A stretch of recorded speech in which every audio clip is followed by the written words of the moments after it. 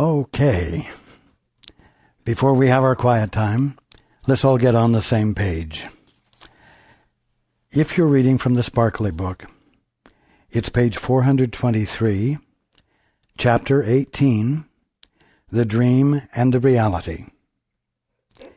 If you're in the second edition, it's page 372, chapter 18, a different title, The Passing of the Dream. In the first edition, it's page 347, The Passing of the Dream. If you're reading from the JCIM, it's page 177, chapter 18, The Dream and the Reality. And if you're reading from the CIMS edition, it's page 356, chapter 18, The Dream and the Reality.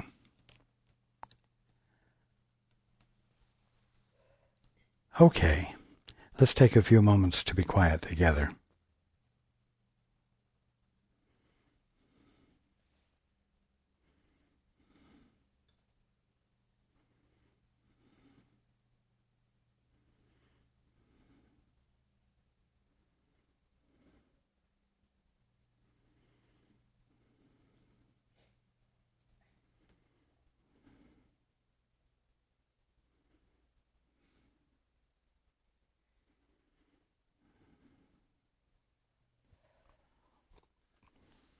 Good evening. And welcome to everyone who's joining us on the internet. I want to start off tonight considering three words.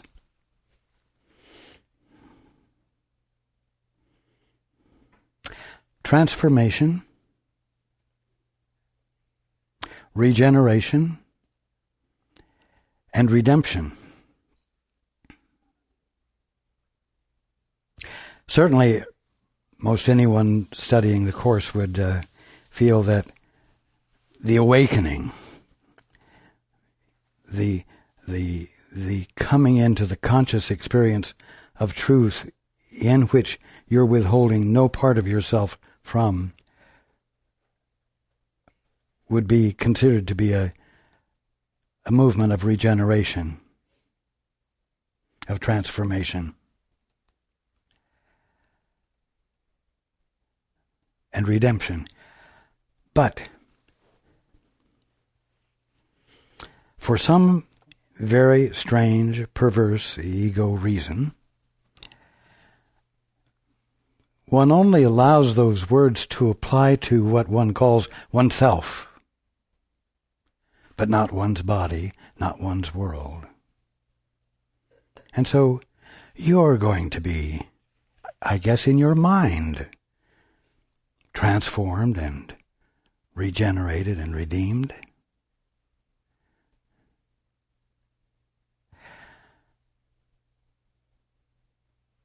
And as I've been talking about for quite some time now, that concept has to be abandoned. It's your world that is to be regenerated, transformed, redeemed. You can see the call for it on the world scene today.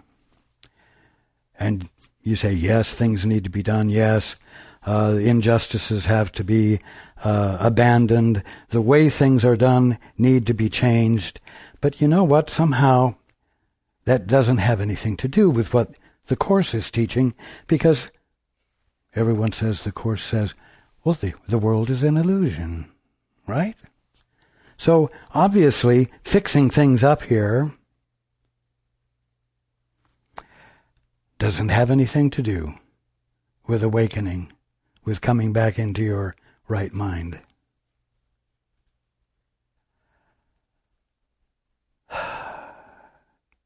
If it doesn't, and if awakening is all important, if the transformation of your mind is all important, so that you become clear about what is truth and what is illusion, and in that process the world is going to disappear, then one might say, what's the use in trying to correct these things. Let Greece have its problems, let Africa have its problems, and let it all collapse. After all, let's let the illusion show itself for what it is, and let it fall apart. Well, I'll tell you something.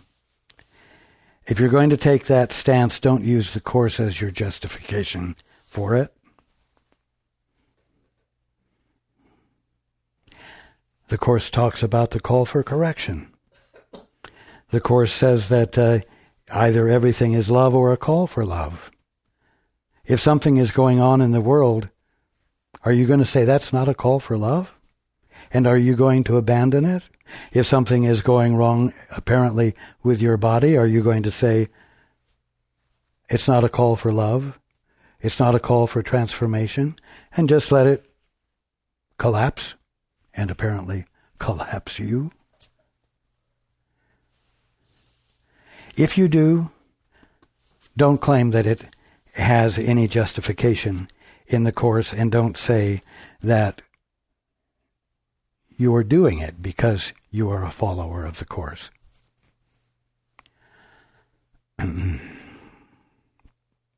Now, I'm saying this with a soft tone of voice. I'm speaking rationally, I'm speaking intelligently, and I'm speaking calmly. But hear it as though I'm shouting it. Hear it as though it's the most important thing you could ever hear, and hear it as though what I'm saying tells a truth that is transformational and relevant to the here and now. What makes the world and universe a material world and universe? It's the fact that you refuse to look at it and say, Father, what is there about everything that I'm seeing that you have made? What is the truth about everything that I'm seeing as you experience it? How does creation, which I'm either seeing truly or through a glass darkly, how does it appear from your perspective, from the meanings you are embodying in it? You see, you're not saying that. And so, as a result, you're neglecting to be in a state of attention where the Father's perspective could register with you. Oh, it's not. The Father doesn't have any perspective about this. It's all illusion. Well, you know what?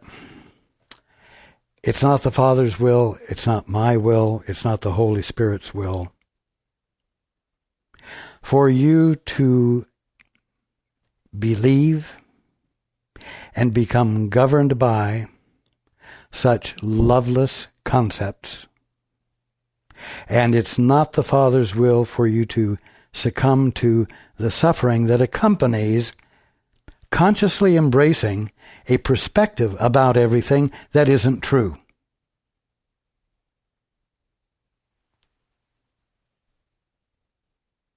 Now, we've been discussing the fact that it's the Holy Spirit's purpose to bring truth to your attention.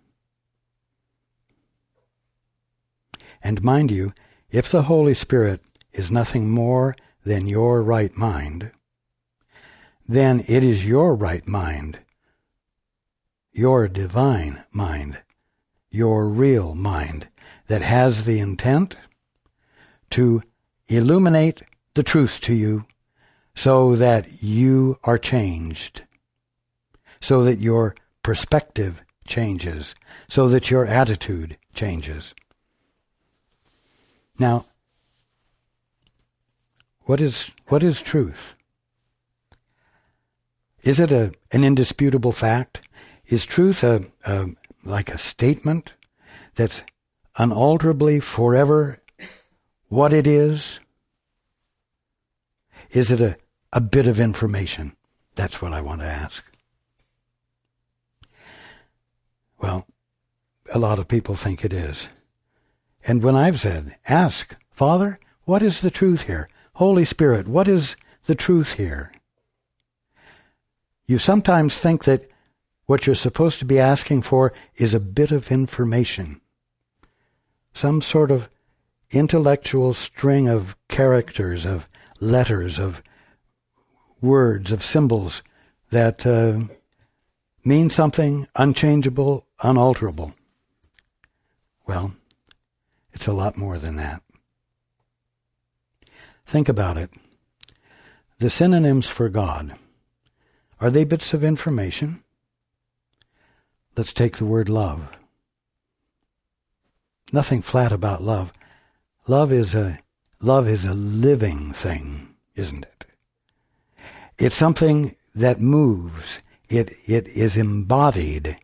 It is expressed. And it comes out as affection. It comes out as caring, which are followed by actions of affection and caring. So love is a living thing. What about life? Another synonym for God. None of you thinks that life is a bit of information. It's a living, moving thing. Dynamic. Well, what about truth? From what we read last week, truth is something far more than a bit of information. Truth is alive. And when you ask, what is the truth here, Father? What is the truth? You are asking to have what is true revealed to you, because you're choosing to listen beyond your best judgments. And as we discussed last week, as it said in the course, truth becomes an active presence that changes you. Not through reason, not through logic, not through intellectual processes, but by revealing the Father's will, by revealing the capital M meaning of everything that the Father is embodying as that thing in any given moment. And this experience of what a thing really is, of what the meaning of God's creation is, has an effect that you can block or you can embrace. And if you embrace it, it transforms you. Its function, its living function, is to cause a change of mind through realization. You see? So when you say, Father, what is the truth here? And you wait for a string of words that explain what the truth is, you're going to miss the point. The depth and breadth of it, at least. Because the fullness of the meaning of God in any given thing is the truth that will be revealed to you when you become defenseless against it. And it will change you. And that is how you will wake up. And that is how your right mind will begin to re-register with you as you.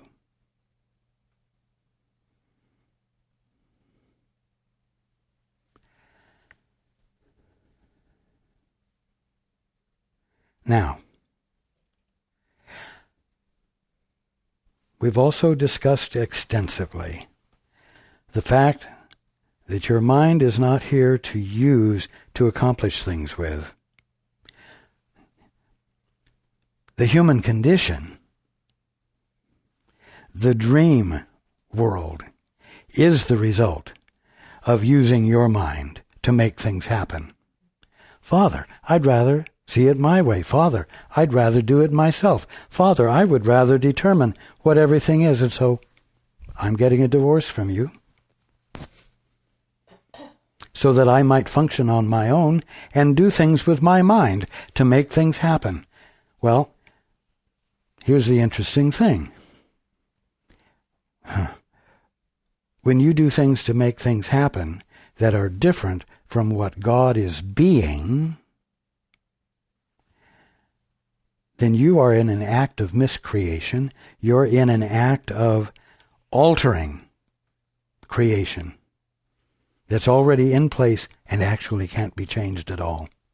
But you are busying yourself with making things happen the way you think they ought to happen and mean what you think they ought to mean.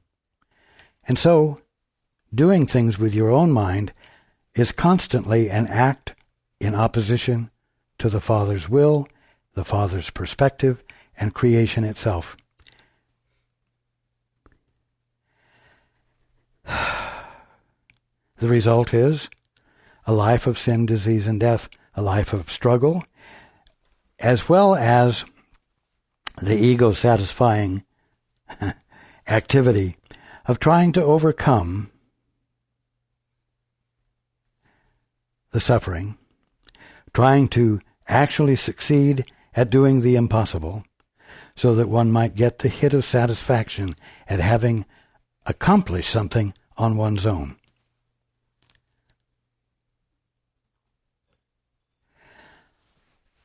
Transformation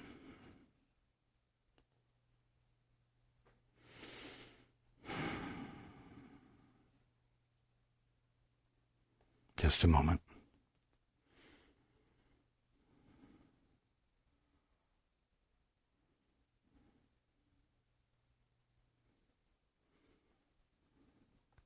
This is me, Paul. For some reason, I'm not being able to gather all three of the words. So he's going to continue just using two until I'm not blocking it.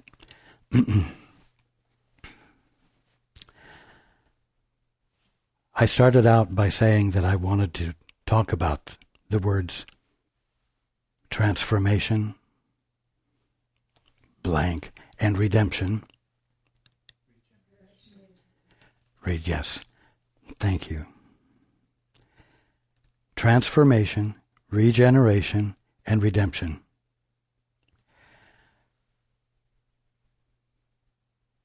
One might think that by my saying you need to remember those words, to consider those words, that I am suggesting that in doing so, you will be using your mind to make healing occur, to make something happen, which is not the way you can make something happen.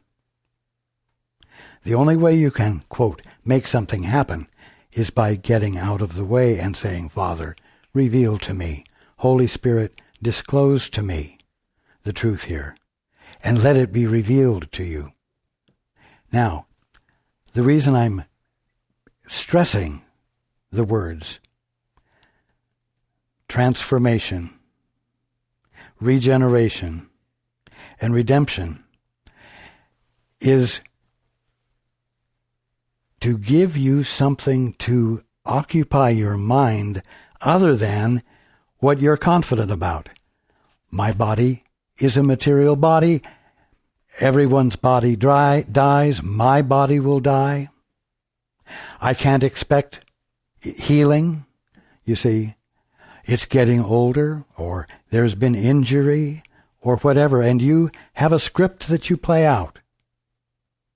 And you believe the script, and you don't have a script that will cause you to shift your attention away from your confidence in sin, sickness, and death, and its control over you, in favor of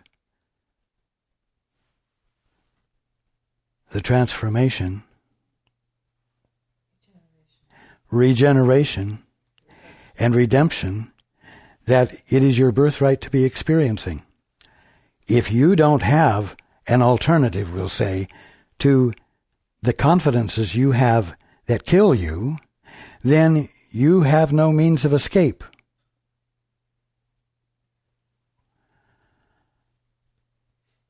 And so I'm reminding you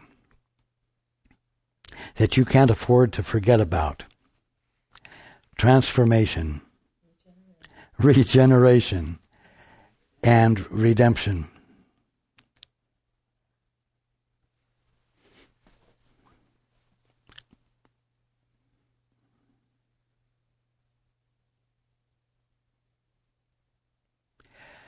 Remembering them causes you to be able to challenge successfully whatever confidences you have in the worst that can happen to you and the way the material universe and material body works. By remembering those words, it helps you turn your attention where? To better thinking? To better, more powerful ideas? Or to the silence within, where you can ask of the Father, what is the truth here? Where you can ask of the Holy Spirit, reveal to me my birthright. Right here, right in this world. Reveal to me the intent that my Father has placed in the visibility and tangibility of my individuality that I call my body, or my neighbors or my friends, so that I might entertain the truth about them, and thus lay the groundwork for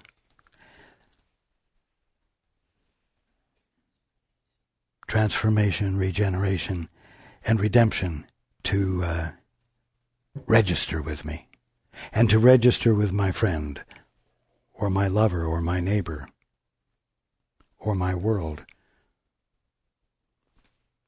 or the country next door.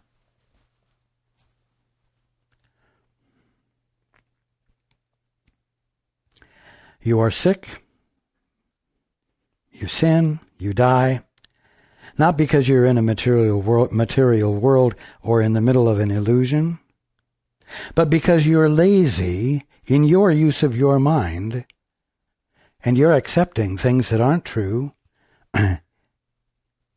without challenging them. And I'm here to say, get a little guts. Challenge these things. Contradict them, not as though you're contradicting something real, but as a means of tuning your mind, you might say, so that you have justification to say, Father, you see, abandoning your independence, Father or Holy Spirit, what is the truth here? I'm not going to practice my false negative thinking.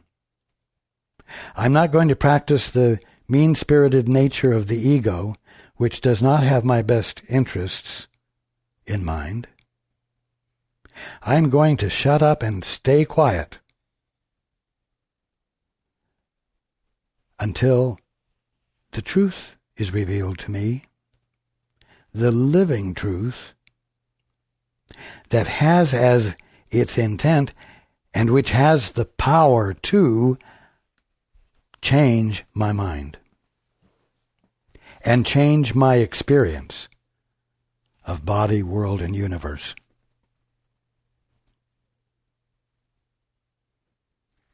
It's important.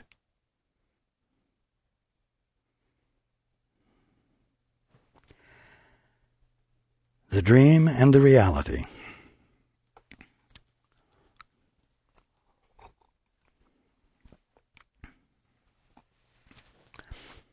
To substitute is to, quote, there are no quotes, but accept instead. To substitute is to accept instead. If you would but consider exactly what this entails, you would perceive at once how much at variance this is with the goal the Holy Spirit has given you and what would accomplish for you. This is so key. It's not something you will accomplish. It's something you will let the Holy Spirit accomplish for you. Why? Because this is the way you disengage from the act of independence that you have been carrying out. An act of independence from what? From the Father, from your holiness.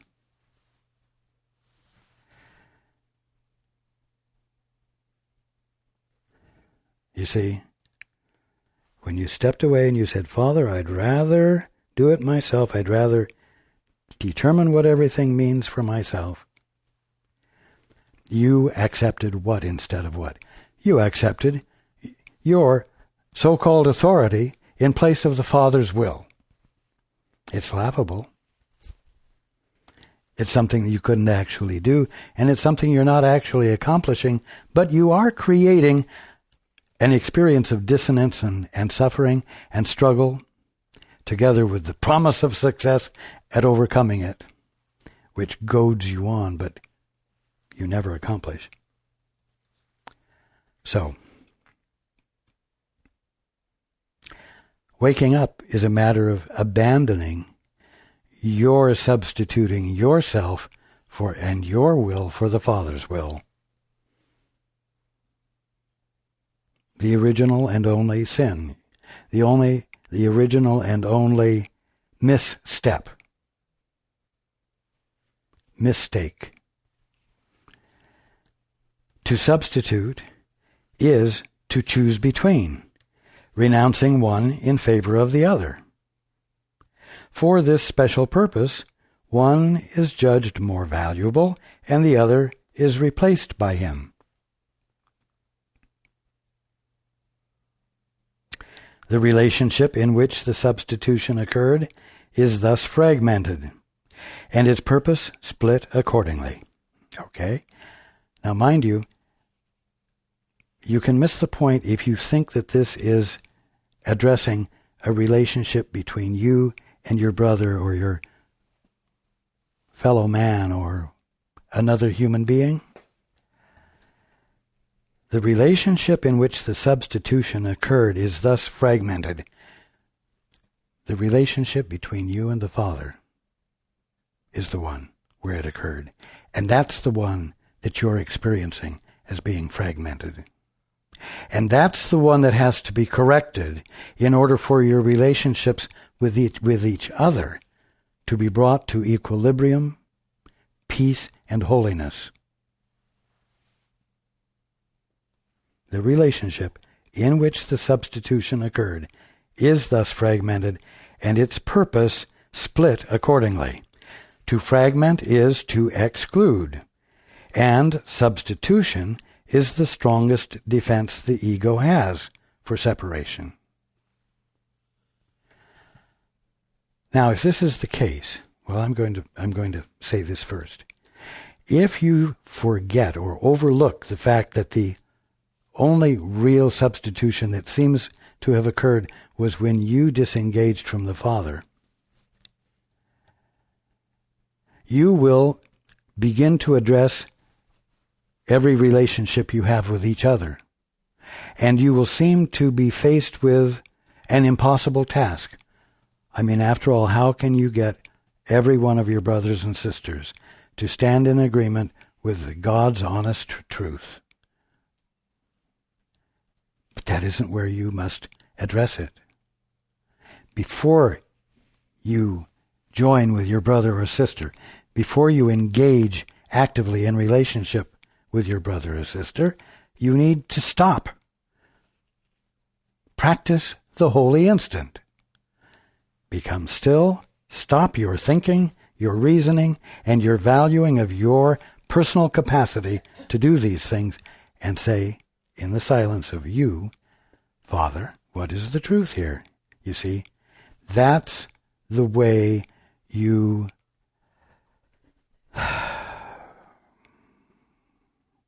undo the one and only false step that was taken that has seemed to make everything else so complicated.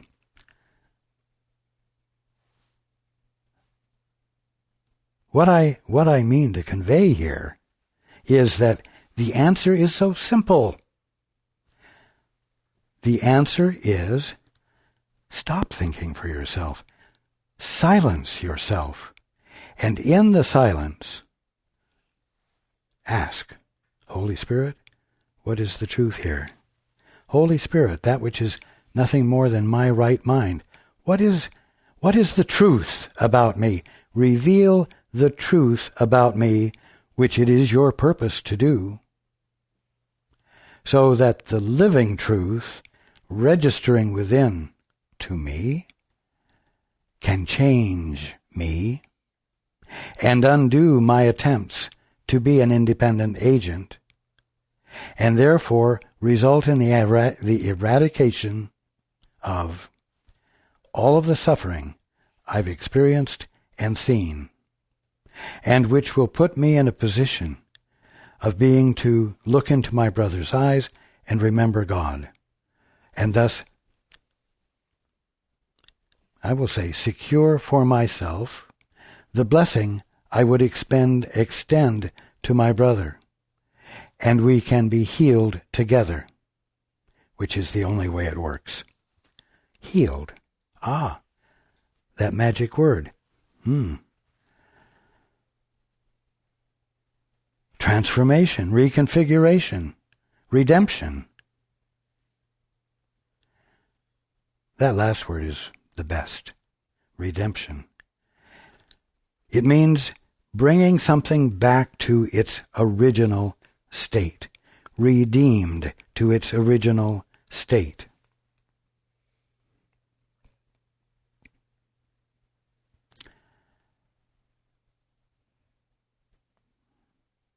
Do you really believe that that's your birthright? Oh, somebody else can have a miracle. Someone else can have a tremendous healing.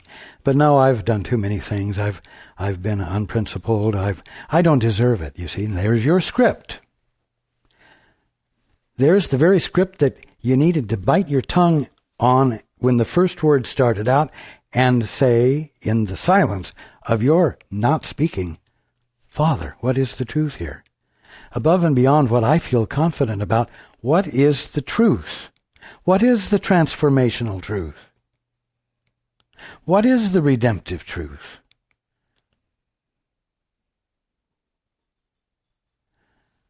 Let truth come to me and change my mind, which will change my script.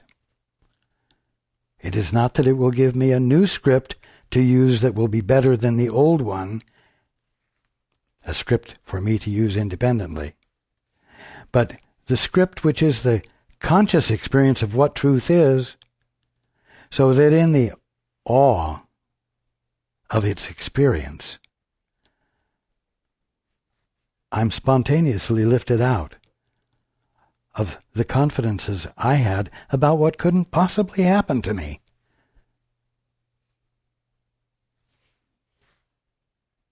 Do you see?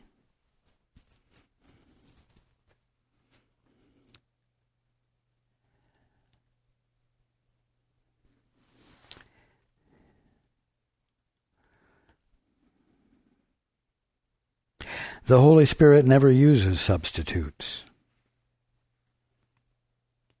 You see, if the Holy Spirit used substitutes, he would have to substitute something unlike God instead of God, something different from God instead of God. The Holy Spirit can't do that. The Holy Spirit is your right mind. The Holy Spirit is your sanity, established in you by the Father, which you've been ignoring while you dally with the ego. Right? But the Holy Spirit never uses substitutes. Where the ego perceives one person as a replacement for another, or one Son, Holy Son of God, as a replacement for his Father, it doesn't say that. Where the ego perceives one person as a replacement for another, the Holy Spirit sees them joined and indivisible. He does not judge between them, knowing they are one.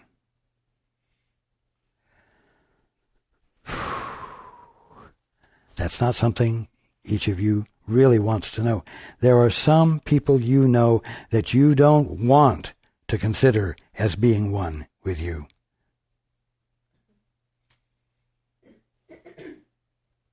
And so, that's your script.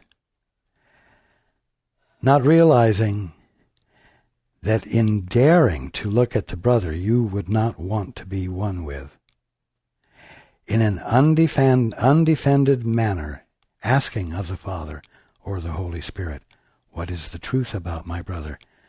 How can I look at my brother and remember God instead of remembering all the shitty things that he's done and all of the ways he's hurt me and hurt other people and taken advantage of me? You see, and you carry this grievance. You can't see God in your brother's eyes unless you're willing to abandon your grievance, because somehow you realize that the practice of your grievance keeps you insane, keeps you in a state where you're unable to see the truth that would bring great joy to you. Why? Because not only would you be seeing the truth, but because you would be experiencing your own sanity returned to you. You see? And the two of you could rejoice together, which is what is supposed to happen.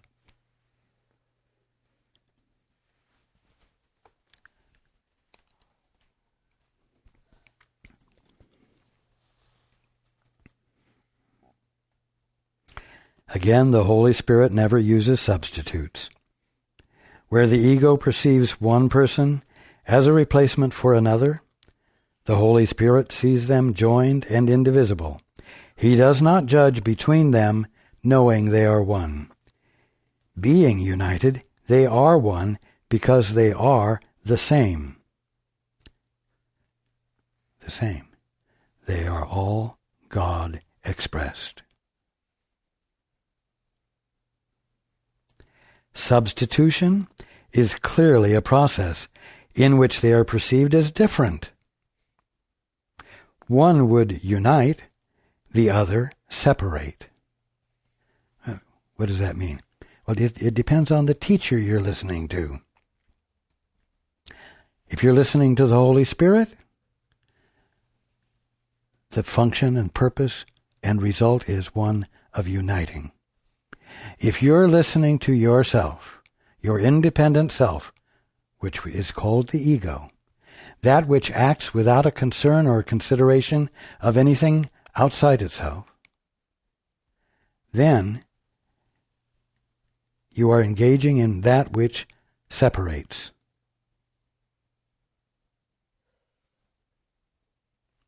You see, again, the answer is simple.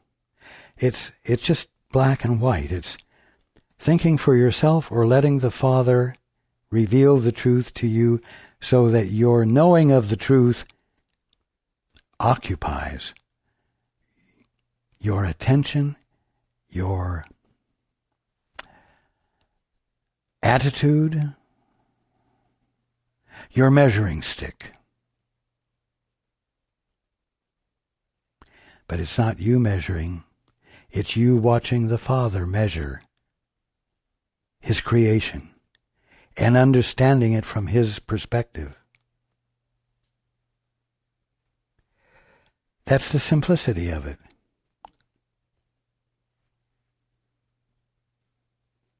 Nothing can come between what God has joined and what the Holy Spirit sees as one. Remember, though, the Holy Spirit isn't something out there seeing something as one. The Holy Spirit is that which is nothing more than your right mind, seeing everything as one.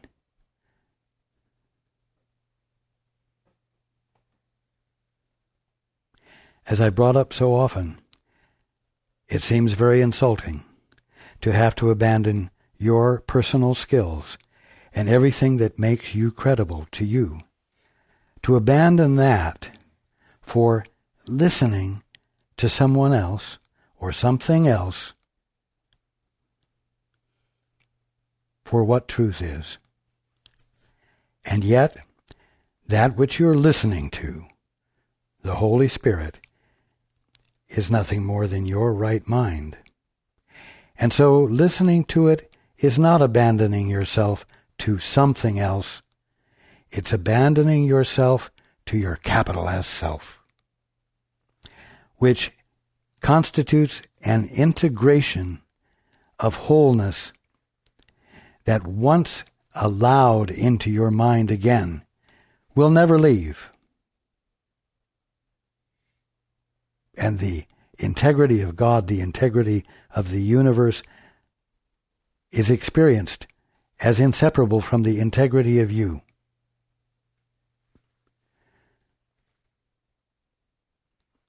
That's what the Course is about.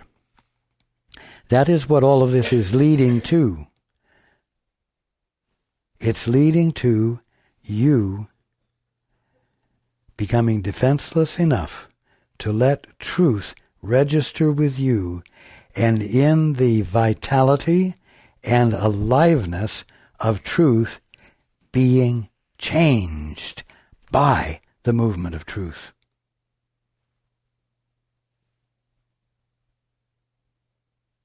It's you abandoning your precious self-control and acquired skill at controlling everything else in favor of letting yourself be controlled by something that initially you can't see as yourself, but which is, as I keep saying, that which is nothing more than your right mind. And therefore yielding to it constitutes a yielding into your sanity, because it constitutes an abandoning of every intent you have to act independently, which is exactly what creates and has created the experience of illusion. That's what the Course is teaching in a nutshell. And although it's very many pages long and discusses very many topics, it all boils down to this. Now, as you watch the world news, you see there's a call for change, don't you?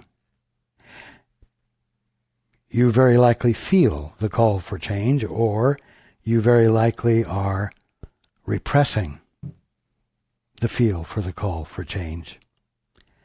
Because there is, I promise you, a need for change, whether you're feeling it or not. Why am I saying this? I'm saying this so that you might realize that to have a goal, to finish the Course, is not a very good goal today. It's not a very good goal on any day. The goal needs to be the practice of what the Course is teaching. And the Course is teaching to stop doing what doesn't work and start doing what does work.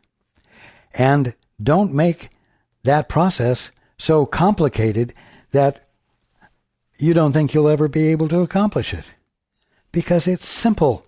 It's, instead of speaking for yourself, say, Father, what's the truth here?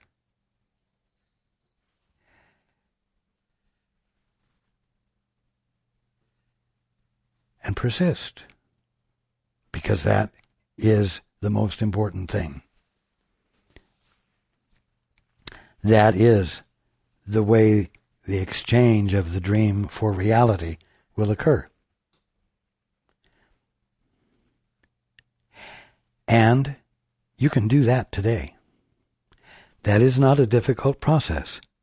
The practice of the two-step or the holy instant is easy. You shut up, and in the silence, you ask, Father, what is the truth here? And then you listen. And you have the intent of not wanting to act until you've heard. So that a seriousness about what you're doing takes hold of your act of engaging in the holy instant. And it's not just some flip offhanded act. Oh, Father, what is the truth here? Oh, well, I can't wait any longer than this. I'm going to go ahead, you see. Now, you may have to go ahead and act, but it's got to be your intent to let your every act arise out of a connectedness with the Father or with the Holy Spirit. A connectedness with your sanity. Because that's how you wake up. And the world you're in is where you're going to wake up. The world you're in and the body you're experiencing is where transformation, regeneration, and redemption are going to occur. You see?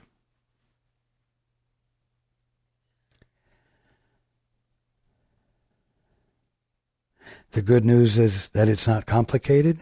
The good news is that you have plenty of wonderful opportunities every day in your world right now to do it.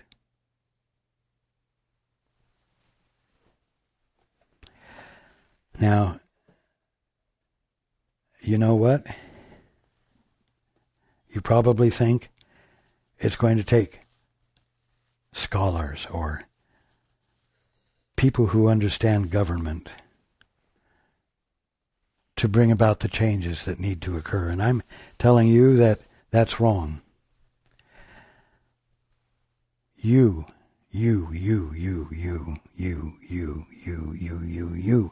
may be the ones who have ideas that are transformational and regenerative and redemptive.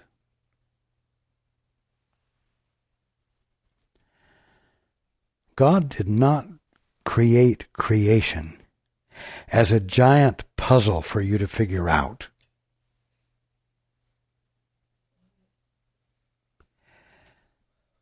It's not supposed to be hard. But if you choose to try to figure it all out, all by yourself, on your own, it is going to be experienced as exactly what you're experiencing. But it doesn't have to. In this process of considering transformation, regeneration, and redemption,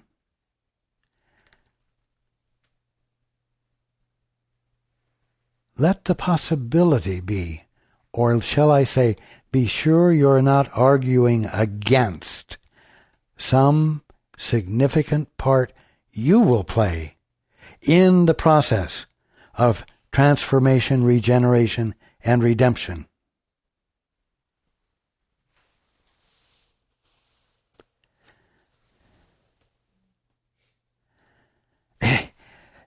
It's not the bad guys that need to be transformed, or it's not only the bad guys. It's the good guys. It's you guys.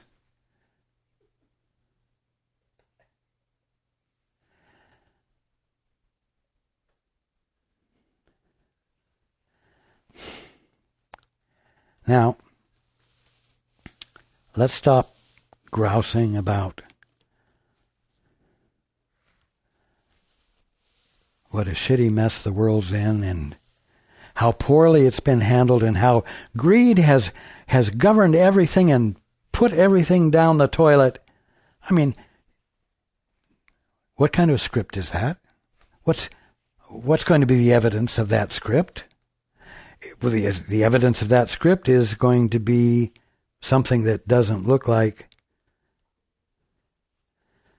transformation and regeneration and redemption. It's just going to add to the turmoil, and it will block your mind. your presence of mind from experiencing the revelation of the answer. And I'm telling you, the answer is not complicated. The answer is love. The answer is simple humanity expressed because someone cares enough to express it by looking into his neighbor's eyes and remembering God instead of what he chooses to remember, which is all of the bad things he has done and all of the things that he has done that have caused your life or the world to become bound in an almost impossible situation to get out of. Again, what a script. Watch your script. Not because it will make things happening, but because your script will keep you from remembering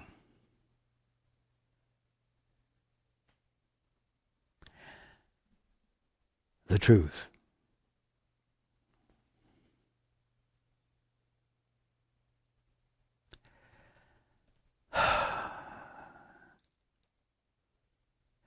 The minute you stop arguing against the kingdom of heaven, the moment you stop arguing against your holiness by abandoning your every attempt to act independently with power, God's truth will register with you because you're not blocking it. That's the simplicity of it. So, everyone on the globe is in this wonderful, fertile soil of opportunity to ask to see the truth, let it be revealed, and then spontaneously act on the basis of the clarity of the truth that has changed you and allows you to be the inspiration for others doing the same thing. Now, the subject of this chapter, the dream and the reality,